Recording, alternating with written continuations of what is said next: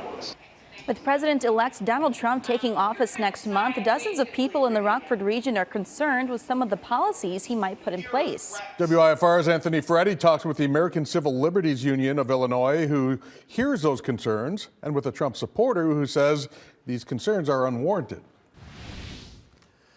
The ACLU, both nationwide and here in Illinois, has plans in place to protect human rights, civil rights, and civil liberties in our community with what they call a firewall for freedom. I'm particularly concerned about our neighbors who are trans and non-binary, our immigrant population, women's reproductive rights. Those are just some of the issues top of mind for almost 6 people in and around Rockford Tuesday night who say Trump's federal administration will threaten their rights here in the state line. Rockford City Council member Bill Rose is not as concerned. A few years back, when ICE was coming or was claimed to be coming, we stood up as a community and said no to it. One county Republican leader argues Trump's immigration policies aren't as extreme as people think. Main focus is the borders have been out of control for the last couple of years, and getting control back of that situation and the people that have come in and verifying them.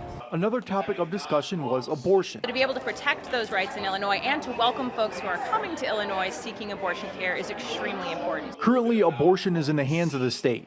Illinois is a safe haven for abortions. Trump says he wants to keep the power to decide on abortion laws up to the states. He has said that he is not for the late-term abortions. I think it's pretty clear where he's going to stand on that.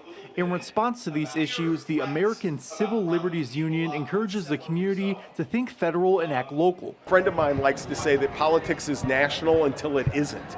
And in this instance, I think we're going to see a lot of that national politics actually get played out on the local level. When it comes to LGBTQ+ rights, some voters are concerned about gender-affirming care. Cabello says Trump appointed Scott Besson, an openly gay person, to be his Treasury Secretary. Thank you, Anthony. And the ACLU says if you're passionate about an issue that has a local board, most of them allow you to voice your concerns during public comment at the meetings. It could be